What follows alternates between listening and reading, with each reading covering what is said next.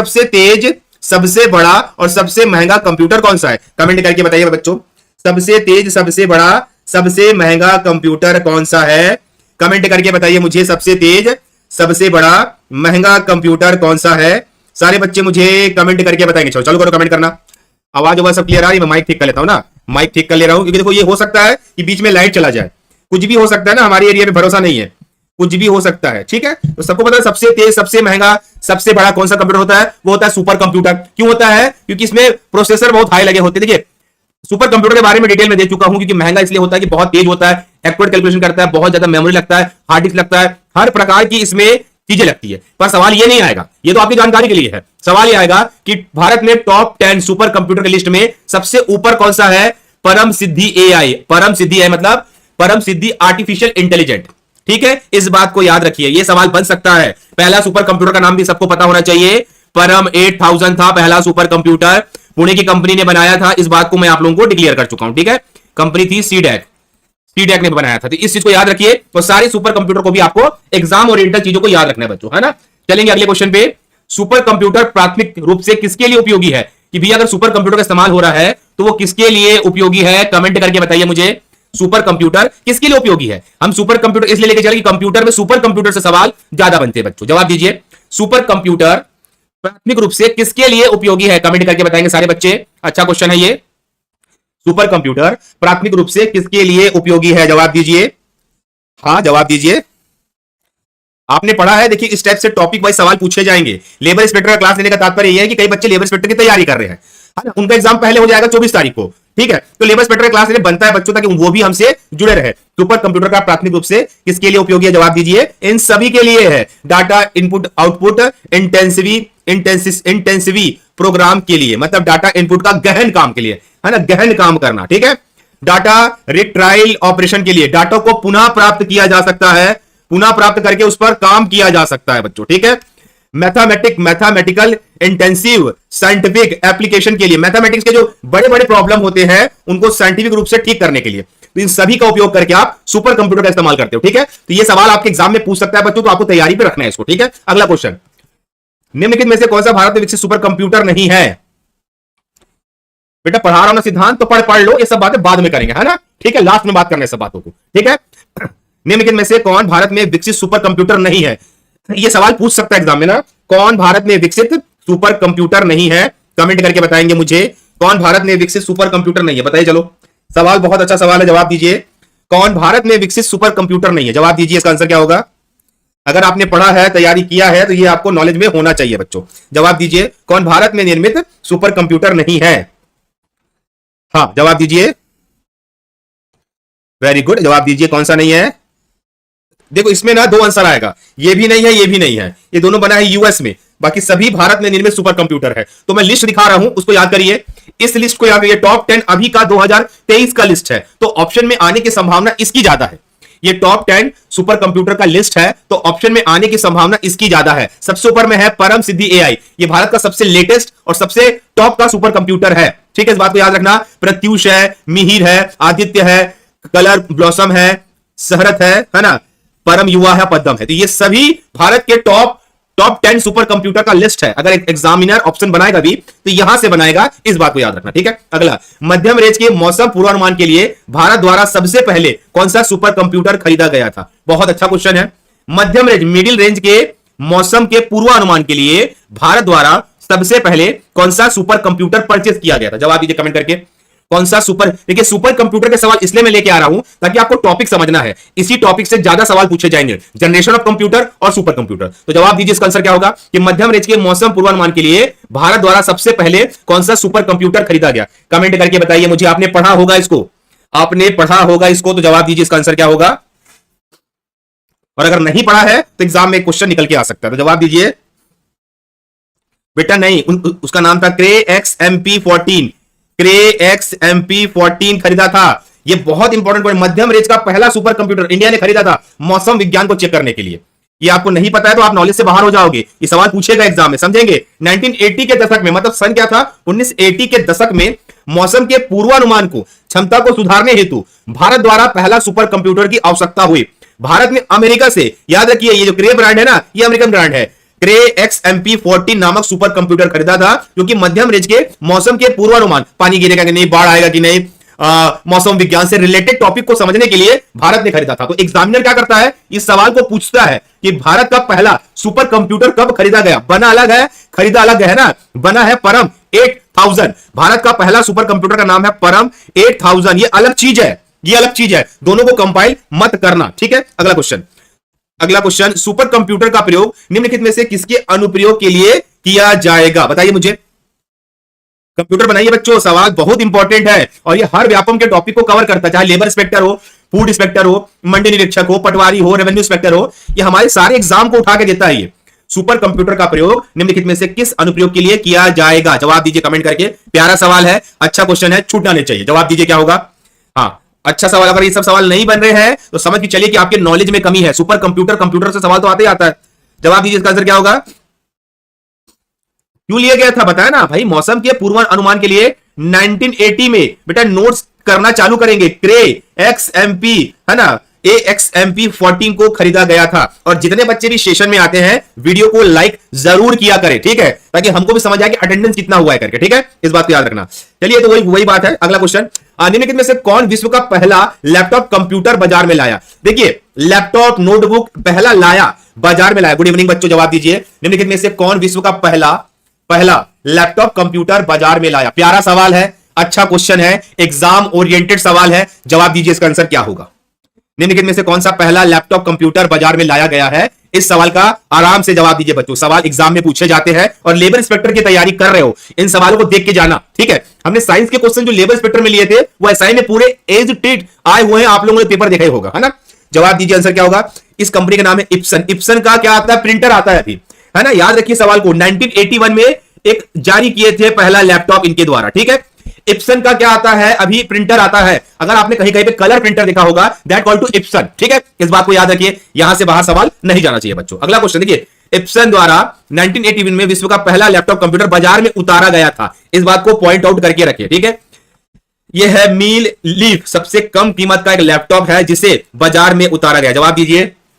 MI leaf सबसे कम कीमत का एक लैपटॉप है जो बाजार में उतारा गया। सवाल को प्रॉपरली पढ़िए, प्रॉपरली पढ़ के जवाब दीजिए, हड़बड़ाइए बिल्कुल भी नहीं। ये सवाल ऐसे सवाल है जो कंप्यूटर से रिलेटेड क्वेश्चन है, जो एग्जाम में कई बार पूछे जाते हैं। जवाब दीजिए, इसका आंसर क्या होगा, कमेंट करके फटाफट बताइए। चलो जवाब दीजिए, इसका आंसर क्या होगा, किसने निकाला था। ये देखिए, ये सवाल ना थोड़े से बाहर के क्वेश्चन है, पर एग्जाम में कभी कभी पूछे जाते हैं। जवाब दीजिए, इसका आंसर क्या होगा। ये है HCL द्वारा निकाला गया था, HCL द्वारा निकाला गया था अराउंड 1400 रुपए में, 1400 या 14,000 रुपए में निकाला गया था इसको, ठीक है। ये क्वेश्चन वैसे नहीं पूछेगा, छोड़ देना इसको। निम्नलिखित में से सबसे छोटा कंप्यूटर कौन सा है। देखिए, आपके पास 4 ऑप्शन दिया है, नोटबुक, लैपटॉप, डेस्कटॉप और वर्क स्टेशन। अब यहाँ पे कई बच्चों का दिमाग बहुत घूमता है और मैक्सिमम बच्चे सवाल को गलत करके आ जाते हैं, क्योंकि वो सवाल को आज के टाइम से गौर करते हैं, पर आपको जनरेशन ऑफ कंप्यूटर देखना है। जब से कंप्यूटर का विकास हो रहा है, किसका विकास हो रहा है, कंप्यूटर का विकास हो रहा है, तब से आपको देखना है, तब से आपको देखना है कि सबसे छोटा कौन सा है, छोटा कंप्यूटर कौन सा है। जवाब दीजिए, notebook is the correct answer. कई बच्चे अभी भी लैपटॉप लगा रहे हैं, उनके दिमाग में आज लैपटॉप दिखता है इसलिए वो लैपटॉप मार रहे हैं, पर रियल में नोटबुक है, रियल में नोटबुक है। लैपटॉप होता कैसा था, लेकिन नोटबुक आपको बहुत छोटा होता था पहले, बहुत छोटा। ये नोटबुक है, इसी को देख के लैपटॉप का आविष्कार किया गया। लैप मतलब गोदी, टॉप मतलब रखना, गोदी में रखने वाला कंप्यूटर कहते हैं लैपटॉप। तो ये कई बच्चे इसको इग्नोर कर जाते हैं, नोटबुक आंसर आता है, सभी लैपटॉप के पीछे भाग जाते हैं। यहां पे ध्यान रखेंगे आप लोग, है ना। अगला सवाल, डेस्कटॉप व पर्सनल कंप्यूटर खालिस्तान को कहते हैं। जवाब दीजिए मुझे, डेस्कटॉप और पर्सनल कंप्यूटर खालिस्तान को कहा जाता है। जवाब दीजिए, अच्छा क्वेश्चन है ये, और डिटेल समझाऊंगा आप लोगों को ना। जवाब दीजिए बच्चों, डेस्कटॉप और पर्सनल कंप्यूटर खालिस्तान को कहा जाता है। कमेंट करके बताइए फटाफट, चलिए बताइए किसे कहा जाता है। हाँ, क्योंकि ये सवाल फंसने वाला सवाल है, अब कई बच्चों का जवाब गलत आएगा, ठीक है। जवाब दीजिए, इसका आंसर क्या होगा। डेस्कटॉप और पर्सनल कंप्यूटर खालिस्तान को कहा जाता है। हाँ, इसको बोला जाता है माइक्रो कंप्यूटर को। पहले क्रम बता रहा हूं, समझना, इस क्रम को समझना बेटा, इसी क्रम में आता है। पहले आता है माइक्रो मतलब बहुत छोटा, फिर आता है मिनी, क्या आता है मिनी, फिर आता है सुपर कंप्यूटर, क्या आता है सुपर कंप्यूटर। इसी क्रम को पूछ सकता है ना। माइक्रो इस्तेमाल होता है घरों में, मिनी इस्तेमाल होता है बड़े बड़े ऑफिसों में, और सुपर कंप्यूटर इस्तेमाल होता है इंपॉर्टेंट प्लेस में, ठीक है, इसको याद रखना, इसी क्रम में सवाल भी पूछेगा। तो माइक्रो कंप्यूटर्स क्या होते हैं उसको डिस्प्ले में समझा रहा हूं आपको, तो फोकस करेंगे डिस्प्ले को। माइक्रो कंप्यूटर में प्रोसेसर के रूप में माइक्रो प्रोसेसर का उपयोग किया जाता है, छोटे प्रोसेसर का इस्तेमाल किया जाता है, इसी वजह से माइक्रो कंप्यूटर कहा गया है। भाई कंप्यूटर घरेलू है, माइक्रो है, तो छोटे प्रोसेसर का इस्तेमाल किया जाता है। उदाहरण के लिए डेस्कटॉप जो आप घर पे इस्तेमाल करते हो, पर्सनल कंप्यूटर जो हम इस्तेमाल करते हैं, PC, laptop, notebook, tablet PC, palmtop, PDA, personal digital assistant, ये सभी माइक्रो कंप्यूटर के एग्जांपल है।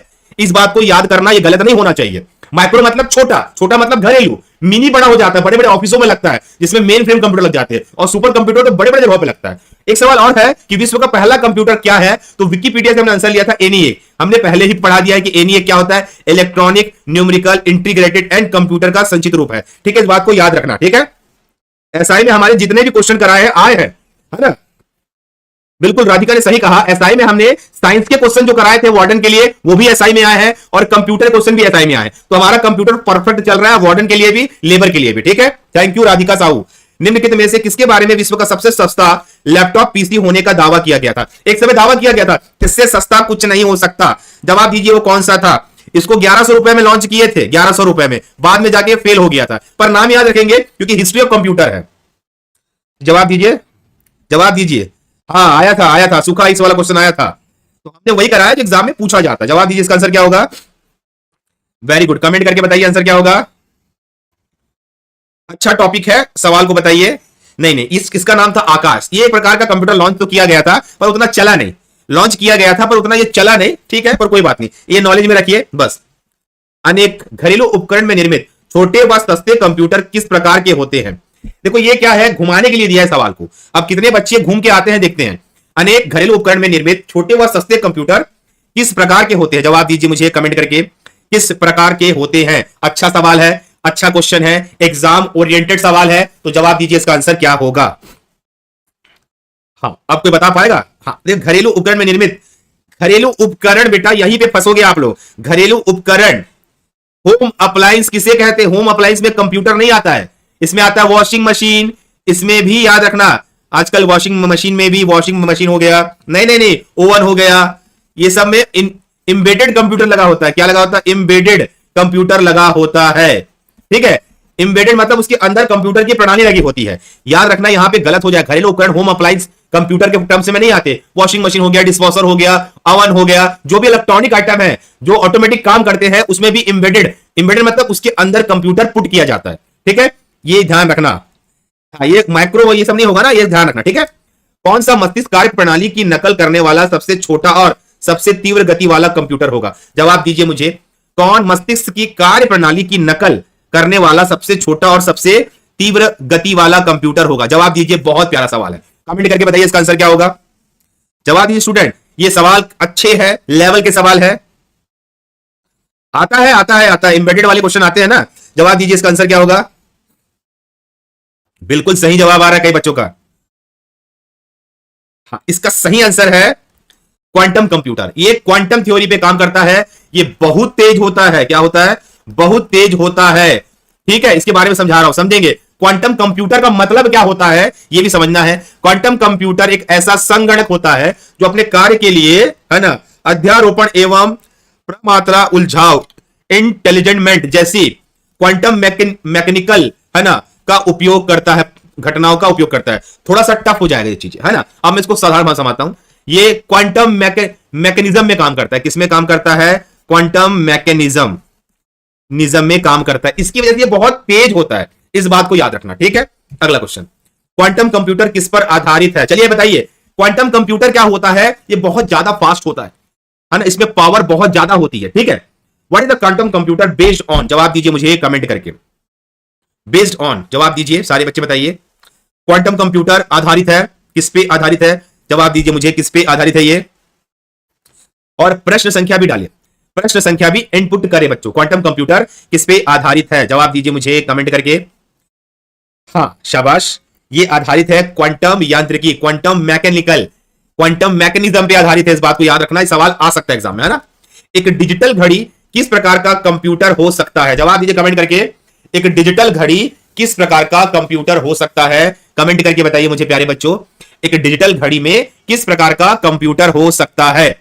जवाब दीजिए। अगर आपके पास एक डिजिटल वॉच है, क्या बोलेंगे, स्मार्ट वॉच है, एप्पल का है, एमआई का है, बहुत सारी ब्रांड है, नाम याद नहीं आ रहा है, उसमें कौन सा कंप्यूटर होता है जो काम करता है उस मैकेनिज्म को, आपने पढ़ा होगा। एक डिजिटल घड़ी में किस प्रकार का कंप्यूटर लगा होता है, कमेंट करके बताएंगे मुझे, किस प्रकार का कंप्यूटर लगा होता है। एम्बेडेड कंप्यूटर होता है। ये कंप्यूटर क्या होता है, उसके अंदर लगा होता है, मैकेनिज्म को चलाता है। इस बात को याद रखना। समझाता हूं, एम्बेडेड कंप्यूटर से आप क्या समझते हो, आराम से समझना। ये सवाल पूछा गया ना, एक एम्बेडेड सिस्टम एक विशिष्ट कार्य के लिए डिजाइन किया जाता है, इसमें कंप्यूटर योग्य हो सकता है, उनकी एक निश्चित कार्य क्षमता भी हो सकती है। कहने का मैं समझा रहा हूं मैं आपको सिंपल भाषा में। आपने स्मार्ट वॉच पहना, घड़ी पहना, उस पर आप टच कर पा रहे हो, फोन कॉल रिसीव कर पा रहे हो, मैसेज व्हाट्सएप देख पा रहे हो, उसके अंदर एक छोटा प्रोसेसर लगता है, वही प्रोसेसर उस स्मार्ट वॉच को चलाता है, उसी को बोलते हैं एम्बेडेड, मतलब अंदर में कंप्यूटर होना, तब वो काम करता है आपके हिसाब से। इस बात को नोट डाउन करके रखना। बफरिंग हो रहा, पानी गिर रहा होगा, और बफरिंग हो ही रहा है, बफरिंग हो रहा है। क्लियर हुआ बफरिंग? क्योंकि मैं पहले बता चुका हूं हमारे यहां पानी और बाढ़ की स्थिति है, तो वो बफरिंग हो सकता है।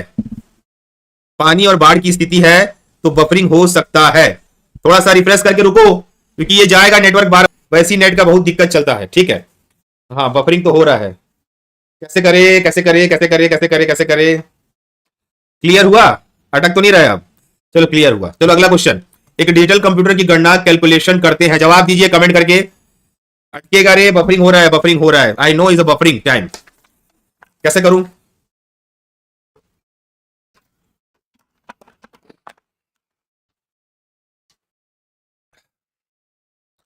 अब इसके लिए मेरे पास कोई उपाय नहीं है बाबू। एक तो हमारे नेट वाले बेकार है, इस महीने के बाद बंद करूंगा, एयरटेल या जियो लगाऊंगा इस महीने के बाद, ये बहुत बेकार।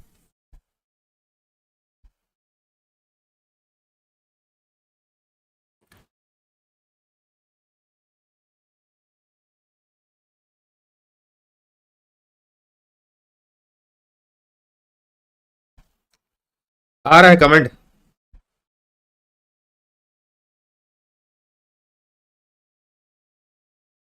अटक रहा है क्या?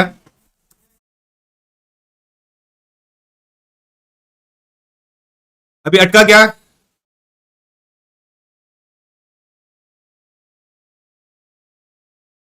एक बार बताओ मुझे कमेंट करके, क्या करूं? आया?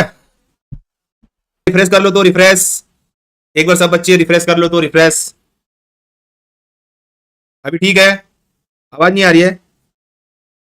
आवाज नहीं आ रहा है? पानी गिर रहा है, मैं क्या करूं समझ नहीं आ रहा है ना, पानी गिरते गिरते मैं अटक रही है। इसी कारण मेरा भी दिमाग खराब होता है, पता है।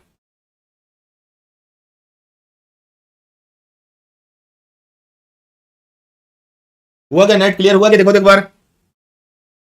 अभी ठीक है? ठीक है कि नहीं बताओ?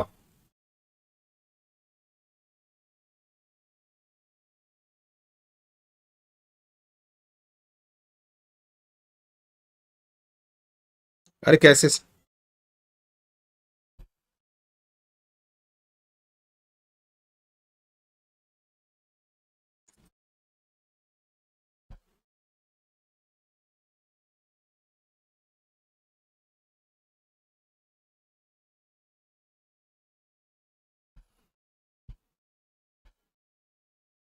अभी बताओ तो क्लियर हुआ क्या? एक बार जवाब दो कमेंट करके, एक बार बताओ तो अभी क्लियर कर। देखो अगर क्लियर हो जाएगा तो मैं लूंगा। एक बार बताओ अभी क्लियर है? जवाब दो मुझे, अभी क्लियर है? मेरे को लग रहा है अभी क्लियर हो गया है, लग रहा है क्लियर हो गया, क्लियर हो गया। ठीक है, अब ठीक है, चालू करें क्या? चलिए, जब तक है जान, जब तक है जान, जब तक है जान, चालू करते हैं। क्लियर हुआ? आवाज आवाज मेरी आ रही है? अब क्लियर है? ठीक है। तो डिजिटल कंप्यूटर खालिस्तान की गणना करता है, वो है अंकों की। अंकों की मतलब भाई कंप्यूटर 0 और 1 समझता है, इसको बोलते हैं बाइनरी नंबर। क्या बोलते हैं? बाइनरी अंक कहा जाता है, बाइनरी अंक कहा जाता है। ये बात तो आप लोगों को पता होगा ना, that call to binary number. समझेंगे इस चीज को? कोई भी कंप्यूटर हो, चाहे डिजिटल हो या एनालॉग हो, वो 0 से बंद होता है, लिख लेना, और 1 से चालू होता है। 0 1 को इनपुट आउटपुट भी कहा जाता है, इनपुट और आउटपुट भी कहा जाता है। यानी कि डिजिटल कंप्यूटर कौन सी भाषा, कौन से अंकों को समझता है, तो वो है अंकों को समझता है, 0 और 1 को समझता है। इस बात को आप याद करके रहेंगे, ठीक है। अगला क्वेश्चन, डिजिटल कंप्यूटर किस सिद्धांत पे कार्य करता है? जवाब दीजिए मुझे कमेंट करके। डिजिटल कंप्यूटर किस सिद्धांत पे कार्य करता है? कमेंट करके बताइए सारे बच्चों मुझे, डिजिटल कंप्यूटर किस सिद्धांत पे काम करता है, वो कैसे समझता है, उसके कार्य करने के प्रिंसिपल क्या है? तो what is the principle does a digital computer works? जवाब दीजिए इसका आंसर क्या होगा? सवाल अच्छे हैं, जवाब दीजिए इसका आंसर क्या होगा? डिजिटल कंप्यूटर किस सिद्धांत पे काम करता है? जवाब दो। हाँ, डिजिटल कंप्यूटर किस सिद्धांत पे काम करता है? सवाल अच्छे बच्चों, कमेंट करके बताइए। हाँ, डिजिटल कंप्यूटर सिद्धांत, गणना पे तो गणना अलग में, लॉजिकल सिद्धांत पे ज्यादा काम करता है, वो लॉजिक पे काम करता है। गणना कब करेगा? जब आप उसको इनपुट दोगे, इनपुट दोगे तब वो प्रोसेसिंग के माध्यम से गणना करेगा ना, पर वो लॉजिकल सिद्धांत पे काम करता है, ठीक है, इस बात को याद रखना। अगला क्वेश्चन, निम्न में कौन सा कंप्यूटर का पद नहीं है? यह सवाल बहुत ज्यादा इंपॉर्टेंट है कि ऑप्शन में से कौन से कंप्यूटर का पद नहीं है। Which on the following is not a computer terms? बताइए मुझे कमेंट करके आंसर क्या होगा? कौन सा एक कंप्यूटर का पद नहीं है? जवाब दीजिए, प्यारा सवाल, अच्छा सवाल, इंपॉर्टेंट सवाल, एग्जाम में आने वाला सवाल। जवाब दीजिए इसका आंसर क्या होगा? निम्न में कौन सा कंप्यूटर का पद नहीं है? जवाब दीजिए मुझे प्यारे बच्चों, अच्छा क्वेश्चन है, एग्जाम में आ सकता है। जवाब दीजिए इसका आंसर क्या होगा? कौन सा कंप्यूटर का पद नहीं है? जवाब दो, क्या होगा इसका आंसर? अच्छा क्वेश्चन है ये भाई। एनालॉग, बाइनरी कोड, चिप्स या मोड? हाँ, मोड नहीं है ना, शाबाश बच्चों, बाकी सभी कंप्यूटर में इस्तेमाल होते हैं। तो ये पद पकड़ने वाला सवाल भी आपको आना चाहिए स्टूडेंट। कार में लगा हुआ गति मापक यंत्र निरूपित करता है, मतलब जो कार में स्पीड है ना, स्पीड गेज बोलेंगे ना, स्पीड गेज, वो किस प्रकार का होता है? किस प्रकार का होता है स्पीड गेज जो कार में लगा होता है? जब हम कार को स्पीड से ले जाते हैं, उस कार की स्पीड बताता है, वो किस प्रकार का होता है? जवाब दीजिए मुझे, कमेंट करके बताइए वो किस प्रकार का होता है। प्यारा सवाल, अच्छा सवाल, एग्जाम में आने वाला सवाल। तो जवाब दीजिए इसका आंसर क्या होगा कि कार में लगा हुआ गति मापक यंत्र किस प्रकार का होता है? हाइब्रिड है, आजकल एनालॉग भी लगता है, डिजिटल भी लगता है। तो आज के जमाने में अगर आप 2023 की बात करोगे तो डिजिटल कंप्यूटर, डिजिटल पैनल लगे होते हैं जिसमें आपको डिजिटली टाइप दिखाता है ना। एनालॉग में क्या होता है, काटा वाटा लगा होता है, पर अभी तो हाइब्रिड भी है, पर मैक्सिमम आपको डिजिटल कंप्यूटर ही मिलेंगे। तो आंसर आप वहां जाके बी लगाइए, डिजिटल, ठीक है, क्योंकि कहीं कहीं पे अभी भी एनालॉग काम करता है, पर आंसर डिजिटल ही होगा, ठीक है। लैपटॉप किस प्रकार का कंप्यूटर है? मुझे कमेंट करके बताएंगे, लैपटॉप किस प्रकार का कंप्यूटर है? जवाब देंगे इसका आंसर क्या होगा? लैपटॉप किस प्रकार का कंप्यूटर है? सवाल अच्छे स्टूडेंट, अच्छा क्वेश्चन है, कमेंट करके बताइए इसका आंसर क्या होगा?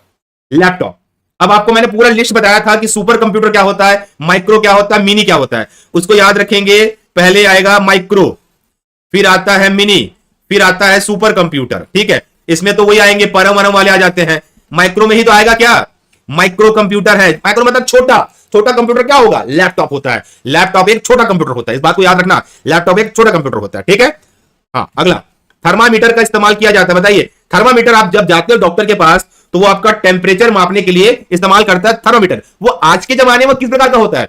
वो झटका के वाला कि डिजिटल वाला? जवाब दीजिए, आंसर क्या होगा?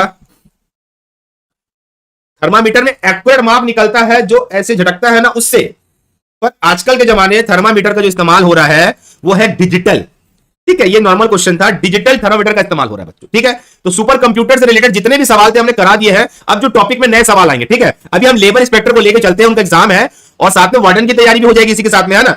अब आते हैं अगले सेक्शन में, इसको बोलते हैं मैथमेटिक्स का सेक्शन। मैथ्स का सेक्शन लेके आया बच्चों, और ये है टाइम एंड वर्क, समय और दूरी, ठीक है। सॉरी, टाइम एंड वर्क है, समय और काम। और ये सवाल आपसे बनना चाहिए, ये सवाल पूछे जाते हैं, ठीक है। पहले सवाल पढ़ूंगा, आप लोगों को टाइम दूंगा, फिर अपना तरीका बताऊंगा और चुटकियों में निकालेंगे। 15 आदमी 8 घंटे प्रतिदिन काम करके एक दीवार को 10 दिनों में बनाते हैं। सीखना आज ना, मैं सिखा रहा हूं आपको। 15 आदमी 8 घंटे प्रतिदिन काम करके एक दीवार को 10 दिन में बनाते हैं। केवल 8 आदमी कितने घंटे प्रतिदिन काम करके उस दीवार को 10 दिन में बना लेंगे? अब जो मैथ्स वाले बच्चे हैं, तैयारी किए हैं, वो कमेंट करना चालू करेंगे, वरना मैं आप लोगों को कुछ तरीके बताऊंगा कि एग्जाम में आदमी दे, टोकरी दे, औरत दे, गुड्डा दे, गुड़िया दे, सामान दे, क्या दे, कहां रखना है सिखा दूंगा ना। ये सवाल कभी गलत नहीं होगा। तो फोकस करेंगे स्क्रीन पे और आप सीखेंगे। और अब अगर जिन बच्चों को मैथमेटिक्स सीखना है वो यहां से सीख सकते हैं बच्चों, ठीक है, क्योंकि हमने मैथ्स का भी प्रबंध किया आप लोगों के लिए कि मैथ्स पढ़ाएंगे उन बच्चों को जिनको नहीं आता, और हम अपने ट्रिक देंगे जो हम कोचिंग में बच्चों को प्राइवेट ट्रिक देते हैं कि बनाना कैसा है। अगर एग्जाम में सवाल है तो अप्रोच क्या होना चाहिए? तो जवाब दीजिए, 15 आदमी 8 घंटे। कोई है? एक बच्चे का जवाब आ चुका है, वेरी गुड। एक बच्चे का जवाब आ चुका है, 2 बच्चे का जवाब आ चुका है, ये पढ़ने वाले बच्चे हैं। मोहर का क्या आ गया? 21, ये अलग ही चल रहा है। और कोई है? कोई है जो इसको बनाना चाहेगा? कोई है? चलो अब मैं सिखाता हूं ना इसमें, देखो बेटा याद रखना, आदमी, औरत, बच्चा, गुड्डा, फुड्डा, कोई भी, ये सभी ऊपर जाएगा। ठीक है, तो 15 आदमी है तो ये ऊपर गया। समय, चाहे मिनट हो, घंटा हो, समय हो, ऊपर जाएगा। 8 घंटा ऊपर गया। प्रतिदिन काम करके 10 दिन में, दिन, सप्ताह, महीना ऊपर जाएगा। जो ऊपर जाएगा उसको ऊपर लिखेंगे, पर दीवार है वस्तु, वस्तु नीचे आएगा। एक दीवार बनाते हैं। 15 आदमी 8 घंटे तक 10 दिन तक काम करेंगे तो एक दीवार का निर्माण करते हैं। अब बोल रहा है कि 8 आदमी कितने घंटे काम करके 10 दिनों में एक दीवार बनाएंगे। तो भैया 8 से 8 काटो, 10 से 10 काटो, कितना आवर्स आया? 15 घंटा। तो बनाना आसान हुआ कि नहीं हुआ? कंपेयर में ही खेलेंगे इसको, कंपेयर में ही हमेशा याद रखना। आदमी, चाहे औरत, चाहे बच्चा, ये सब ऊपर जाते हैं। दिन, रात ऊपर जाते हैं। आपका समय ऊपर लिखा जाता है। ये भी सभी टर्म्स ऊपर लिखे जाते हैं। जबकि जो भी वस्तु है, टोकरी आ जाए, दीवार आ जाए, मोबाइल आ जाए, लैपटॉप आ जाए, कुछ भी आ जाए, वो नीचे आएगा। और ये बेसिक सवाल बन जाएगा। ठीक है, अगला, ए किसी काम को 8 दिन में समाप्त कर सकता है, 18 दिन में, और बी उसी काम को 9 दिन में समाप्त कर सकता है। दोनों मिलकर एक दिन में काम करने के लिए कितना भाग को समाप्त करेंगे? दोनों मिल जाएंगे। अब एक दिन में कितना भाग समाप्त करेंगे? चलिए टाइमर लगा दिया जा रहा है, बताइए। सवाल तगड़े हैं, बनने चाहिए, कमेंट करके बताओ। चलो, जो बच्चे मैथमेटिक्स को सीरियस नहीं लेते, एग्जाम में मैथमेटिक्स आपको सीरियस ले लेगा। जवाब दीजिए, आंसर क्या होगा? हाँ, एमडीएच मसाला का फॉर्मूला होता है ना। अगर आप बनाना चाहते हो तो बनाइए। इसका आंसर क्या होगा? फिर मैं सिखाऊंगा इसको बनाना कैसे है। बहुत बेसिक नियम बता रहा हूं मैं। यह है टाइम एंड वर्क का सवाल, एग्जाम में आने वाला सवाल है। ऐसे सवाल पूछे जाते हैं बच्चों। और अगर आप पढ़ाई में अपने आप को धोखा देंगे तो याद रखिए, एग्जामिनर भी आपको धोखा दे सकता है। एक बच्चे का जवाब आ गया, 2 का आ गया, 3 का आ गया। ठीक है, अब देखो आपसे गलत सही क्या हो रहा है वो मैं सिखाऊंगा, और फोकस करेंगे और एग्जाम में सही आंसर टिक करके आओगे, ये मेरी गारंटी है। क्योंकि सवाल को बनाना सिखा दे रहा हूं। देखो समझेंगे। अब सीखो ऐसे बनाना कि ए किसी काम को 18 दिन में करता है, ठीक है भाई, बी उसी काम को 9 दिन में करता है, ठीक है भाई, तो दोनों मिलकर उस काम को कितने दिन में करेंगे सीखेंगे। देखिए छोटा जगह सवाल बन जाएगा। 18 और 9 का एलसीएम होगा 18, 18 और 9 का एलसीएम होगा 18, 18 एक कम 18, 9 दूनी 18। अब यहीं पे समझने वाली बात है, ये निकला क्या? ये निकला ए की एफिशिएंसी, ये निकला बी की एफिशिएंसी एक दिन की। टोटल काम कितना है? 18। ए की एफिशिएंसी 1 है, बी की एफिशिएंसी 2 है। 18 भागे 3 करूंगा तो 3 छक्के 18। क्वेश्चन ने पूछा है कितना भाग को, तो भाग निकालने के लिए एक भाग को मिलके करेंगे 6 घंटे में। ठीक है, वहीं पे छोटा सा सवाल मैंने बना दिया। इसको बोलते हैं कार्य क्षमता मेथड, इसको बोलते हैं कार्य क्षमता मेथड। अगर आपने ये अब तक नहीं सीखा है तो आपको एग्जाम में सीखने की जरूरत है। ठीक है, देखिए जो 18 निकला एलसीएम, यही काम है ना। तो भैया आराम से बन जाता है सवाल। अगर आपने अब तक इन सवालों को बनाना नहीं सीखा है तो आपको सीखने की जरूरत है। ठीक है, क्लियर हुआ? हाँ, आप उसको पलटा के भाग दे सकते हो। हमने भाग निकालने को निकाल दिया। मेरे हिसाब से सवाल क्लियर होना चाहिए। क्लियर है बच्चों? एक बार मुझे बताइए आप लोगों को सवाल क्लियर हुआ कि नहीं। ये सीख लो, 2-3 क्वेश्चन में करा दूंगा, फिर आपसे एग्जाम में गलत नहीं होगा। क्लियर है सवाल ये वाला? जवाब दीजिए मुझे, सवाल क्लियर है वाला? एग्जाम ओरिएंटल सवाल है, ये बन जाना चाहिए था। ठीक है, अगला लगा रहा हूं ना। चलो ठीक है, अब इसको बनाइए। अमन दास, समान समय में ए की अपेक्षा बी 50% अधिक कार्य करता है और बी अकेले उस कार्य का कुल भाग का 20 दिनों में कंप्लीट करता है। ए और बी मिलकर उस काम को कितने दिनों में समाप्त करेंगे? चलिए बताइए। अमन, बेसिक सवाल था ना, चलो तुम्हारे लेवल का सवाल लगा दिया गया है। जवाब दीजिए, जवाब दीजिए। चलो, बेसिक क्वेश्चन था, अब हम एक अच्छे लेवल का सवाल लगा दिए हैं। जवाब दीजिए। समान समय में ए और बी 50% अधिक काम करता है। क्वेश्चन छोटा हो गया क्या? दिख रहा है सवाल सबको? दिख रहा है सवाल? चलिए बताइए, एक लेवल का सवाल लगाया हूं। अब जो बच्चा बोला, अमन बोला ना सवाल बेसिक था, चलिए बेटा कमेंट करके बताइए ऐसे सवाल को कैसे बनाओगे। अगर वो बेसिक सवाल था तो ये सवाल तो अच्छा है, तगड़ा सवाल है। जवाब दीजिए, इसका आंसर क्या होगा? समान समय में ए की अपेक्षा बी 50% अधिक कार्य करता है, बी अकेले उस काम के कुल भाग को 20 दिन में करता है, तो ए और मिलकर कितने दिन में समाप्त कर लेंगे? जवाब दीजिए मुझे कमेंट करके, कमेंट करिए। कोई है? चलो समझाता हूं स्टूडेंट। जमाएंगे कैसे समझेंगे? देखो पहले लिखेंगे ए, फिर लिखेंगे बी। ए बी की अपेक्षा 50% अधिक काम करता है। तो अगर बी 100 कर रहा होगा तो ए करेगा 150। बोलो यस या नो। हो गया ना? अब यहां से रेशियो रेडी कर लो। ये हो गया 5 दूनी 10, 5 तिया 15, तो रियल रेशियो निकल के आया 3:2। ठीक है, मतलब ए की एक दिन की कार्य क्षमता 3 है और बी की एक दिन की कार्य क्षमता 2 है। मतलब ए एक दिन में 3 मोबाइल बनाएगा और बी एक दिन में 2 मोबाइल बनाएगा। अब यहां पे हम निकालेंगे पूरा काम। बी अकेले उस कार्य को, कुल भाग को 20 दिन में पूरा करता है। मतलब बी क्या करता है, 20 दिन लेता है उस काम को कंप्लीट करने में, पर बी एक दिन में 2 काम कर रहा है। तो हम जान लेते हैं कि टोटल काम कितना है, टोटल काम है 40। भाई 20 दिन ले रहा है और बी एक दिन में कितना काम कर रहा है, 2 काम कर रहा है। तो पूरा जो काम है, जिस काम का झंझट हो रहा है, वो है 40। अब बोला जा रहा है ए और बी मिलकर उस काम को कितने दिन में समाप्त करेंगे। भाई ए एक दिन में 3 काम कर रहा है, बी 2 काम कर रहा है, पूरा काम 40 है, तो 3 2 5, 5 से भाग कर दो, 5 8 40, तो 8 दिन में इन लोग पूरा काम कंप्लीट कर लेंगे। पहले मैंने क्या खोजा, मैंने काम खोजा कि काम कितना है। चलिए बताइए बच्चों, कई बच्चों के सर से निकल गया होगा, पर ऐसे ही बनाया जाएगा इस सवाल को, एग्जाम में आप ब्रिलियंट तरीके से काम कर पाओगे। कमेंट करके बताइए सवाल क्लियर हुआ कि नहीं हुआ। भाई 20 दिन में, ऊपर में बोला है ना, तो एक दिन में 20 काम करता है, तो टोटल हो गया 40 काम। पूरा काम 40 है। अब ए और बी का एफिशिएंसी को ऐड करके निकाल लिए, और ये सीखने वाला सवाल है, यही सवाल पूछा जाएगा और आप लोगों को बनाने आना चाहिए। ठीक है, मेरे हिसाब से फंडा क्लियर होना चाहिए। अगला क्वेश्चन, ए एक काम को 10 दिन में करता है, बी उसी काम को 15 दिन में करता है। ए और बी इकट्ठे होकर उस काम को कितने दिन में करेंगे। चलिए लगा रहा हूं, चलो बेसिक क्वेश्चन है, जवाब दीजिए। 1 मिनट में बनना चाहिए। नहीं हुआ सर, बेटा बेसिक सवाल है, वीडियो को दोबारा देखना जाके एक बार ना, लोकेश एक बार वीडियो को देखना जाके। एक काम को 10 दिन में करता है, बी उसी काम को 15 दिन में करता है। ए और बी इकट्ठे होकर उस काम को कितने दिनों में समाप्त करेंगे। जवाब दीजिए, इसका आंसर क्या होगा, कमेंट करके बताइए। ये सवाल लॉजिकल सवाल है, टाइम एंड वर्क के सवाल लोगों से बनते नहीं है, क्यों, उनको आता ही नहीं है।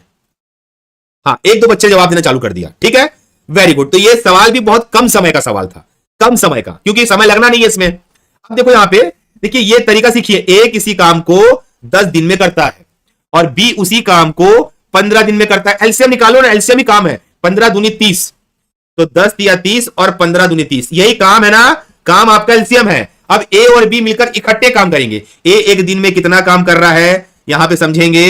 ए एक दिन में 3 काम कर रहा है, बी एक दिन में 2 काम कर रहा है, टोटल 30 काम है। काम को भाग देंगे कार्य क्षमता से, जो कि हम वहां पे देखे हैं। 30 है, टोटल 3 2 5 है, 5 कम 5 है, 5 छक्के 30 है, तो 6 दिन आपका उत्तर आ जाएगा।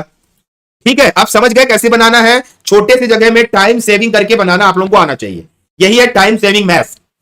मेरे हिसाब से क्लियर हो गया होगा। अमन अभी भी गलत जवाब दे रहा है, ठीक है। कार्य क्षमता 5 कैसी आई, मैंने ए और बी की कार्य क्षमता जोड़ दी, 3 और 2 को जोड़ूंगा तो 5 आएगा, बस रख दिया, आंसर निकल गया। ठीक है, क्लियर है। अगला सवाल, ए बी सी क्रमशः, अच्छा ये क्वेश्चन नंबर अच्छा ये क्वेश्चन नंबर 25 हो जाएगा ना। हाँ, इसको 25 कर लेना, सवाल को 25 हो जाएगा ना। चलो, ए बी सी एक काम को 24 6 12 दिनों में पूर्ण कर सकते हैं। एक साथ कार्य करते हुए उस कार्य को कितने दिन में पूरा करेंगे। चलिए जवाब दीजिए, सवाल क्या होगा। ए बी सी एक काम को 24 6 12 दिन में पूरा कर लेते हैं।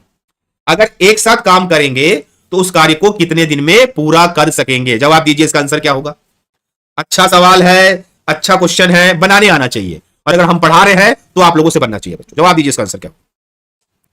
क्लियर हो रहा है, बहुत लोगों को क्लियर हो रहा है, ट्राई करिए, नहीं होने की स्थिति पे हम क्लियर करेंगे। जवाब दीजिए, इसका आंसर क्या होगा। सारे बच्चे कमेंट करके बताइए इसका आंसर क्या होगा।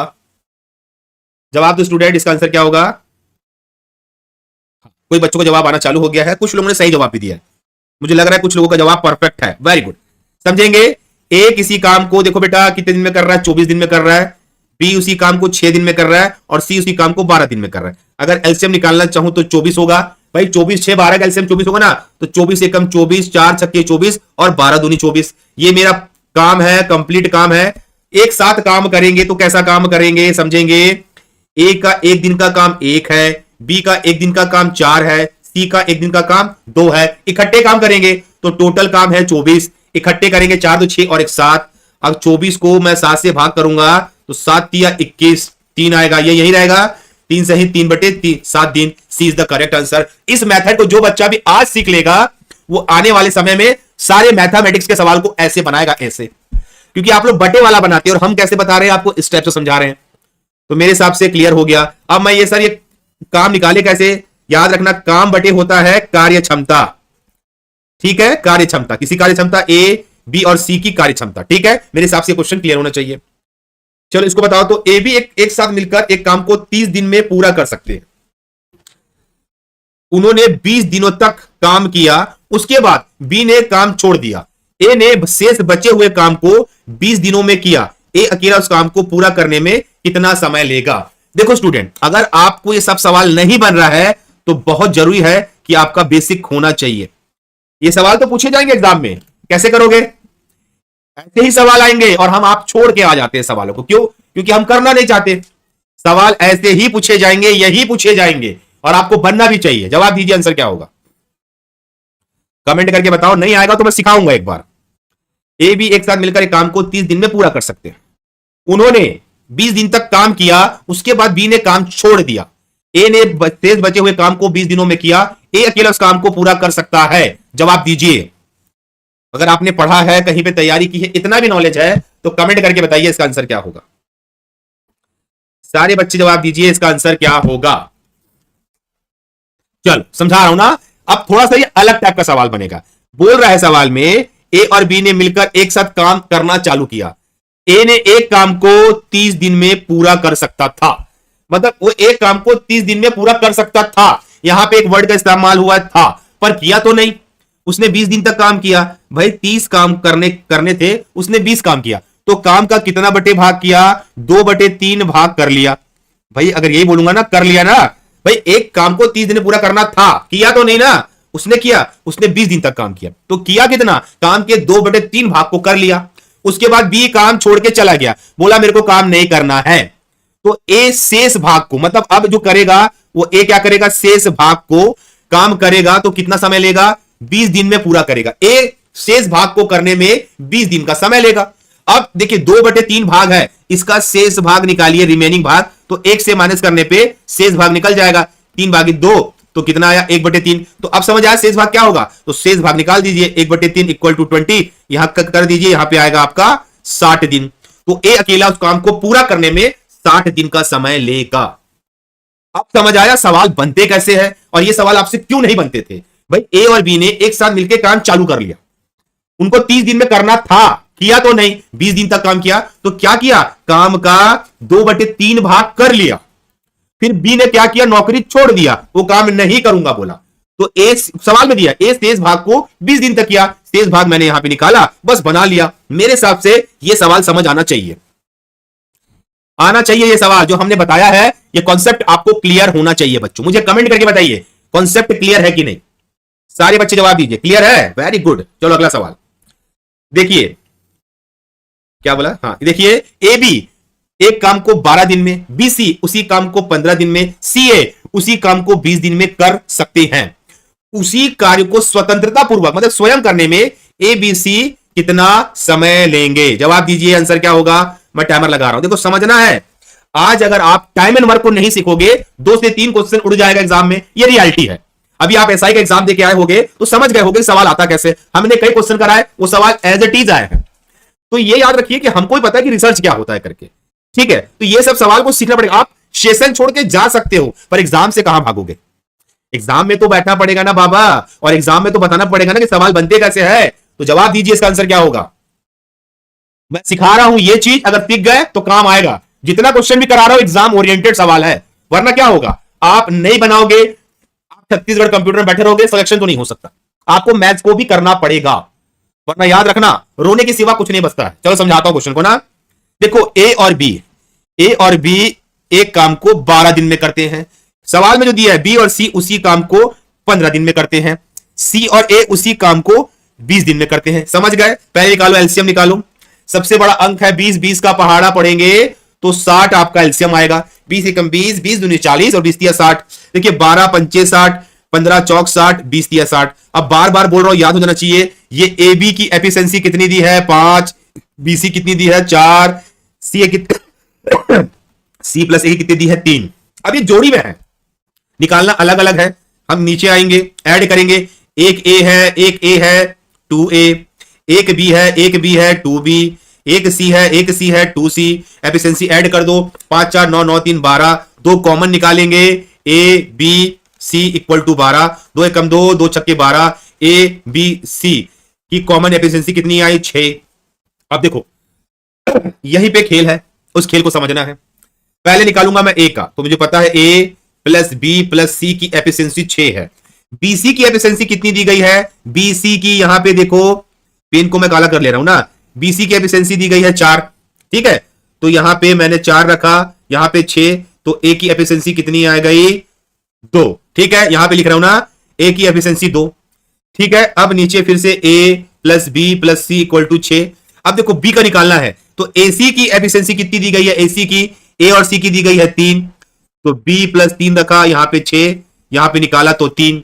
सेम निकालूंगा किसका? A plus B plus C equal to 6।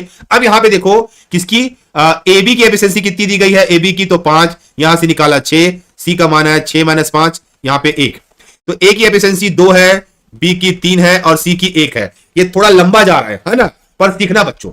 अब ए बी सी का काम निकालना है। ए का काम निकालेंगे, टोटल काम है 60 और ए की एफिशिएंसी 2 है, तो 2 तिया 6, 30 निकला। बी का काम निकालेंगे, टोटल है 60, एफिशिएंसी 3 है, तो यहां पे 20 निकला। और सी की एफिशिएंसी है 1, तो यहां निकला 60। 30 20 60, 30 20 60, D is the correct answer.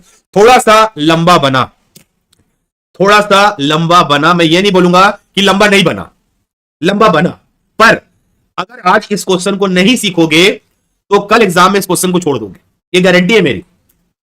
कल एग्जाम में सवाल को छोड़ दोगे, सवाल थोड़ा सा लंबा बना है, ठीक है, थोड़ा सा लंबा बना है, पर कल एग्जाम में यह सवाल छूट जाएगा, ठीक है। इस चीज को याद रखना बच्चों, ठीक है, इस चीज को याद रखना, कोई बच्चा भी गलत नहीं करना, ठीक है। तो मेरे हिसाब से आज हमने 25 की का 27